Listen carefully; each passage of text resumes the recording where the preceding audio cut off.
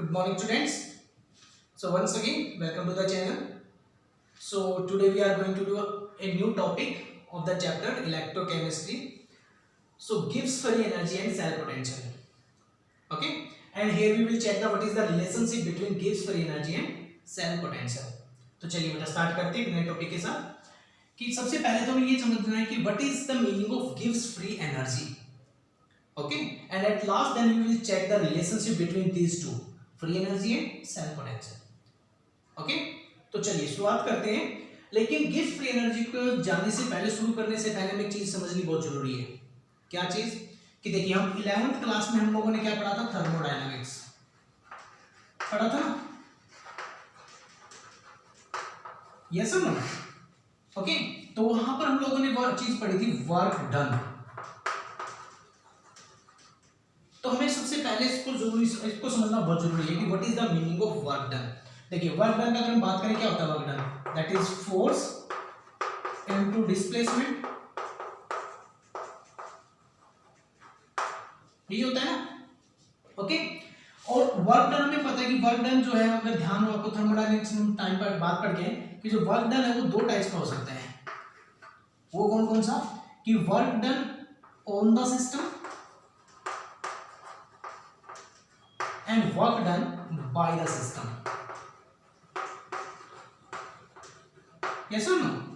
अब सबसे पहले हम बात करते हैं कि सिस्टम के बारे में ध्यान हो तो हमने वही पढ़ा था कि सिस्टम क्या होता है. कि सिस्टम क्या है कि anything, any object on which we are doing any our scientific work. ठीक है, suppose this is our system, ये हमारा सिस्टम है ना. चलिए हम बात करते हैं एग्जांपल के तौर पे कि मान लेते हैं कि दिस इज आवर इन्वर्टर, कि जो हम घरों में यूज करते हैं इन्वर्टर बैटरी. अभी उसके ऊपर काम हो रहा है, दैट मींस इलेक्ट्रिसिटी चल रही है. अभी हमें घर लाइट है और घर के सभी अप्लायंसेस इलेक्ट्रिसिटी से चल रहे हैं. ट्यूबलाइट, फैन, टीवी सब कुछ बिजली से चला हुआ है. तो दैट मींस इन्वर्टर के अंदर भी क्या हो रहा है? चार्जिंग हो रही है ना. तो चार्जिंग हो रही है होने का क्या मतलब है? कि एनर्जी स्टोर हो रही है इसके अंदर. और एनर्जी स्टोर होने का क्या मतलब है? घट रही है, बढ़ रही है? दैट मींस इंक्रीज हो रही है. यस, तो हम क्या बोल सकते हैं यहां पर कि if work done on the system, है ना, तो that means we can say कि इंक्रीज इन एनर्जी.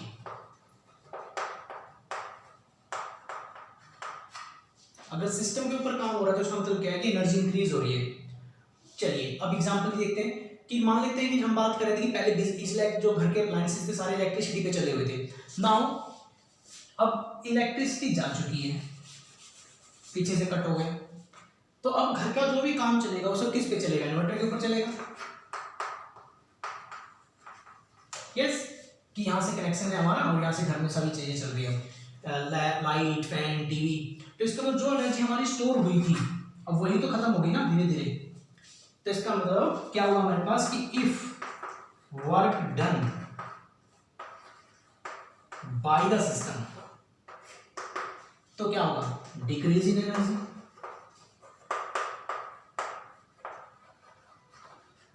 यस, तो यहां तक चीज समझ में आई कि जब सिस्टम के ऊपर काम होता है तो इसका मतलब हो रहा है एनर्जी स्टोर हो रही है, that means increase in energy.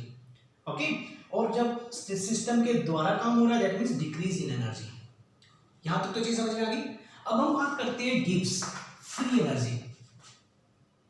Okay, Gibbs free energy को हम किससे रिप्रेजेंट करते हैं? डेल्टा जी के साथ, क्योंकि Gibbs are the name of the scientist और उसने अपना जो कांसेप्ट बनाया उसने अपना डेल्टा जी के साथ बनाया. अगर हम यहां पर दिखाना चाहें increase energy, that means delta G. Energy में चेंज, डेल्टा किसको रिप्रेजेंट करता है? Change in energy. ओके, अभी हम फ्री की बात करेंगे. फ्री का क्या मतलब है? यहाँ पर delta G means energy is increasing, that means plus. Work done by the system, that means decrease in energy. We can see कि change in energy, that means minus. तो इसका मतलब कि जब work done by the on the system हो रहा है तो डेल्टा जी की वैल्यू हमेशा पॉजिटिव होगी, और work done by the system हो रहा है तो डेल्टा जी की वैल्यू हमेशा नेगेटिव होगी. ये चीज हमें याद रखनी है. अब हम बात करें फ्री एनर्जी का क्या मतलब है? फ्री एनर्जी दैट मीन्स, देखिए फ्री एनर्जी को हमें समझना क्या जरूरी है. सबसे पहले तो हमें फ्री एनर्जी की पता होना चाहिए कि मीनिंग क्या है इसका. फ्री एनर्जी का क्या मतलब है? कि the amount of energy energy which is easily or freely available, ठीक है, available to do any useful work, ठीक है, कि एनर्जी की वो अमाउंट जो हम किसी यूजफुल वर्क में, यूजफुल वर्क कोई भी काम करने के लिए हमारे पास अवेलेबल होती है। ओके, तो हमें यहाँ पे एक चीज और समझनी है बेटा, क्या चीज समझनी है, कोई भी सिस्टम कभी भी अपनी कंप्लीट एनर्जी यूज नहीं करता। मान लेते कि हमारे एक सिस्टम के पास इस टाइम पे हमारे पास एक सिस्टम है और इसके पास total amount of energy 10 kilo joule, but उस 10 किलो जूल में से वर्क जो फ्रीली अवेलेबल है, जो किसी यूजफुल वर्क में यूज होगी, मतलब कि मान लिया किसी बच्चे को बोला जाए कि रेस लगानी है, तो उस बच्चे की एबिलिटी है ना रेस लगाने की, तो उस एबिलिटी को हम क्या बोल रहे हैं, दैट इज फ्री एनर्जी। कितनी एनर्जी अपनी स्पीड की यूज कर सकता है। ऐसा थोड़ा नहीं है कि वो दौड़ता ही रहेगा, दौड़ता है, उसको ये पता है कि मैं मरने वाला हूँ, फिर भी दौड़ता रहेगा। मतलब एक टाइम, लास्ट टाइम ऐसा आएगा कि वो घासों की गिर जाएगा। तो इसका मतलब उसने कितनी एनर्जी अपने शरीर की यूज की। तो मान लेते हैं कि इस 10 kg में से 7 kg जो हमारे पास यूनिट है वो फ्रीली अवेलेबल है। तो इसका मतलब ये 7 kg हमारी फ्री एनर्जी है जिसको हम यूज करेंगे किसी काम करने के लिए। अब उस 7 किलो में से अब फ्री एनर्जी हमारे पास सिस्टम के पास ये कितनी एनर्जी अवेलेबल है, 7 kilo joule, that is free energy. अब मान लिया सिस्टम ने काम किया, इन्वर्टर की बात करते हैं, इन्वर्टर ने काम किया और उसने अपनी एनर्जी यूज कर दी कितनी, 7 में से 5 kg। तो कितनी बची लास्ट में, कितनी बची उसके पास, दैट इज 2 किलो जूल। पहले कितनी थी 7 kg, अब यूज कितनी हो चुकी है 5 kg, बची कितनी 2 किलो जूल। तो इसका मतलब डेल्टा जी का वैल्यू क्या है हमारे पास, और चेंज इन एनर्जी कितना होगा, चेंज इन एनर्जी कैसे निकालते हैं, फाइनल माइनस इनिशियल, ऐसे तो निकालते हैं ना। तो फाइनल चेंज क्या है हमारे पास, that is 2 kilo joule, initial change कितना है -7 किलो जूल, तो रिजल्ट कितना आया 5 kg। तो लेकिन ये रिजल्ट किस में आया, माइनस में आया ना। तो इसका मतलब डिक्रीज इन एनर्जी हमेशा किससे रिप्रेजेंट किया जाएगा, माइनस के साइन के साथ। और वर्क डन कितना हुआ, मतलब काम कितना हुआ, 5 किलो जूल ही तो काम हुआ ना। इसका हम ये बोल सकते हैं कि work done is equal to minus delta G. ये एक नई हमारी रिलेशनशिप निकल कर आई कि जितना डिक्रीज इन फ्री एनर्जी होगा इसका मतलब उतना ही काम हुआ है। दैट मीन्स कि always work done equal to decrease in free energy. तो इसका मतलब फ्री एनर्जी से हमें ये भी पता लग जाता है कि कोई भी सिस्टम कितना टोटल वर्क डन करेगा, ठीक है, कि what is the ability of a system to do the work. भी हमने एक सेल बनाई है तो वो सेल कितना काम करेगी, ऐसा तो नहीं है ना कि सेल जो बनाई है वो भाई 5 वोल्ट 7 भी कर सकती है, 10 भी कर सकती है, 10 15 भी कर सकती है, एक लिमिट तो होगी ना। तो that how much maximum work that cell will do, that will be calculated according to delta G. Understand. तो यहाँ तक चीज समझ में आई। चलिए अब हम बात करते हैं कि इसके लिए इक्वेशन कहां से बनी, इक्वेशन कैसे बनी, इक्वेशन की बात करते हैं। देखिए अभी हमने बात की थी, स्टार्टिंग की थी जब हमने क्या लिखा था कि work done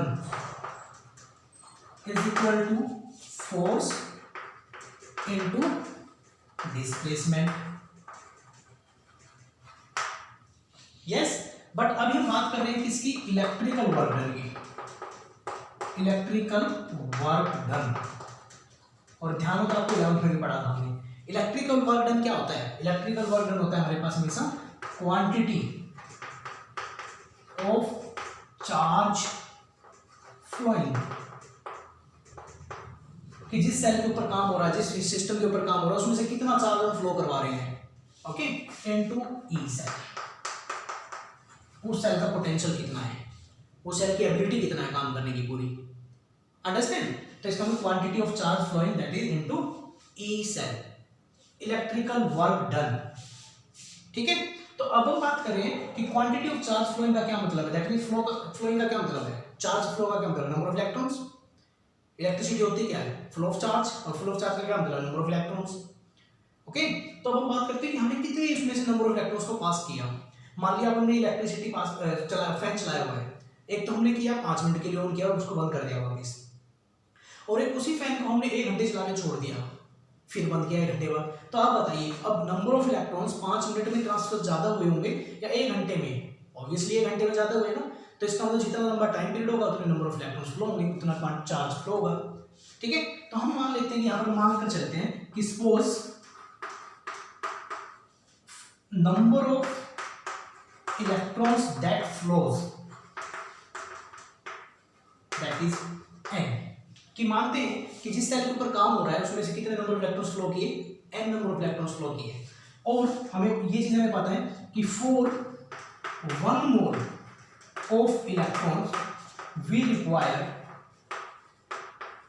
1 Faraday charge. Yes और नो? 11th में हम पढ़ गए हैं कि 1 मोल इलेक्ट्रॉन्स के लिए हमें 1 फैराडे की जरूरत पड़ती है। Okay, so for n number of electrons कितना इलेक्ट्रिसिटी चाहिए, कितना चार्ज चाहिए टोटल, n इंटू एफ, कितना है तो चाहिए ना। समझ में आया तक क्या किया कि मान लिया जिस सिस्टम के ऊपर हम काम कर रहे हैं वहां पर टोटल हमने n नंबर ऑफ इलेक्ट्रॉन्स को फ्लो करवाया है, और 1 मोल इलेक्ट्रॉन्स के लिए हमें चार्ज चाहिए टोटल 1 फैराडे का, तो n के लिए कितना चाहिए, n इंटू एफ, इस वैल्यू को उठा के ऊपर पुट कर देते हैं। ओके, तो हम यहां पर इस वैल्यू को रख देते हैं n इंटू एफ, और ई सेल हमारा था मल्टीप्लाई में that is into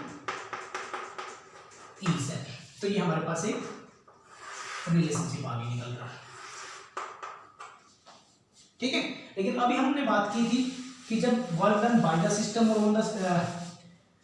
on the system हो तो वर्क डन, अभी हमने पढ़ा पीछे कि बाय द सिस्टम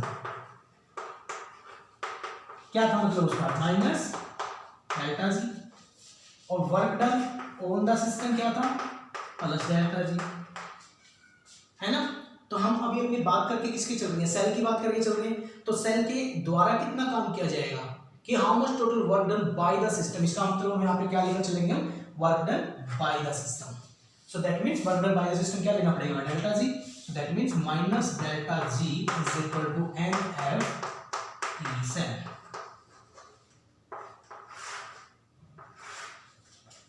अंडरस्टैंड? तो हमने क्या किया, इलेक्ट्रिकल वर्क डन क्या ले लिया, उसकी जगह work done by the system, और बाय द सिस्टम को किससे रिप्रेजेंट करते हैं, माइनस डेल्टा जी। अगर हम इस माइनस डेल्टा जी को साइन को चेंज करना चाहें तो हम इसको ऐसे कर सकते हैं, माइनस एन एफ ई से। ओके, अगर हम इन्हीं कंडीशन, इसी चीज को हम स्टैंडर्ड कंडीशंस पे कर दें कि at standard conditions, standard condition, और स्टैंडर्ड कंडीशन का क्या मतलब है, temperature 298 Kelvin, yes, concentration 1 molar, है ना, और प्रेशर 1 atm, यही था ना लास्ट में पढ़ा था, लास्ट में भी। तो अगर हम स्टैंडर्ड कंडीशन की बात करें यहाँ पे क्या हो सकता है, delta G not is equal to minus n F E not cell. Standard condition पे निकाल दिया हमने, तो ये normal condition, any condition that is on standard condition. तो इसका मतलब डेल्टा जी और ई नॉट सेल में क्या रिलेशनशिप आई हमारी सेल पोटेंशियल में, कि if we know the value of electrode potential, sorry cell potential, we can calculate the value of delta G. तो यहां पर मैं रिलेशनशिप लिख देता हूं, तो क्या रिलेशनशिप निकल कर आएगी हमारे यहां पर, हम इसको इक्वेशन नंबर 1 दे लेते हैं, दैट मींस कि if we know the value of E not cell, मतलब cell potential, then we can calculate the value of, ठीक है, डेल्टा जी, मतलब गिब्स फ्री एनर्जी की वैल्यू निकाल सकते हैं। ठीक है, और गिब्स फ्री एनर्जी की वैल्यू पता हो हमें तो ई नॉट सेल की वैल्यू निकाल सकते हैं। समझ में आ गई रिलेशनशिप? तो यहाँ से हमारी एक तो हमारी ये रिलेशनशिप बन गई, what is the relation between Gibbs free energy and cell potential. चलिए अभी इस रिलेशनशिप को हम एक इक्विलिब्रियम कांस्टेंट से चेक कर लेते हैं कि what is the relationship between Gibbs free energy and equilibrium constant. Yes, अभी इक्विलिब्रियम कांस्टेंट में हम क्या पढ़ के आए पीछे, अगर आपको ध्यान हो तो E not cell is equal to RT by n F integration K C. Equilibrium constant ये अभी हमने पीछे रिलेशनशिप पढ़ी फ्रॉम इक्विलिब्रियम, क्या सुनो, तो इसको हम इक्वेशन नंबर दे लेते हैं सेकंड। तो एक रिलेशनशिप तो हमारी हो गई, अब सेकंड की बात चल रही है इक्विलिब्रियम कांस्टेंट के साथ। अगर हम इन दोनों रिलेशन को कि compare equation first and second, अगर हम फर्स्ट और सेकंड इक्वेशन को कंपेयर कर दें तो मैं डेल्टा जी में ये वैल्यू उठा के पुट कर दूं, delta G not is equal to n F into, यहां पे ई नॉट साइड की वैल्यू पुट कर देते हैं वाली, that is R T by n F integration K C. अब एन एफ से n F cancel out, understand, तो हमारे पास क्या बचा, दैट इज यहां माइनस था ना, यहाँ पे इस माइनस को इधर ही ले आते हैं, चलो माइनस डेल्टा जी नॉट, यहाँ पे भी मैं माइनस ही लगा देता हूँ, okay, minus delta G not is equal to R T integration K C.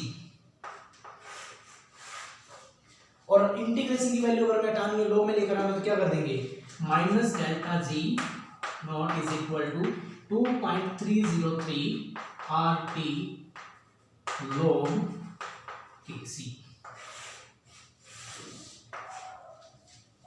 Yes, so now this is our final equation. Understand? So that means we can say कि if we know the value of electrode potential, we can calculate the value of delta Z. If we know the value of electrode potential, we can calculate delta Z. And if we know the delta Z, we can calculate the equilibrium constant. Yes, तो यहां से हमारे पास relationship क्या निकल कर आई, देखिए first relationship, second relationship क्या आई कि if we know the value of minus delta G not, we can calculate the equilibrium constant, मतलब केसी की वैल्यू निकाल सकते हैं, ठीक है। और क्या पता चला हमें कि if we know the value of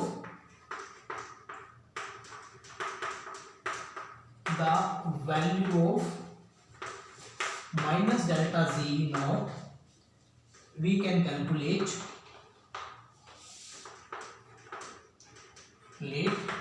total work done, या फिर बोल सकते हैं maximum work done by the cell, ठीक है, कि किसी भी सेल के द्वारा मैक्सिमम कितना काम किया गया है वो भी निकाल सकते हैं। क्यों? क्योंकि हमें पता है कि मैक्सिमम वर्क डन जो होता है हमारा, that is equal to minus delta G, अभी हमने स्टार्टिंग में किया, understand.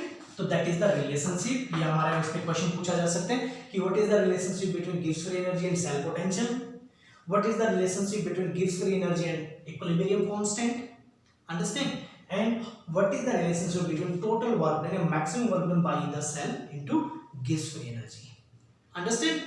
So I hope it समझ में आया होगा अच्छे से। So now practice your questions, okay, and try to solve some numericals, okay, thank you।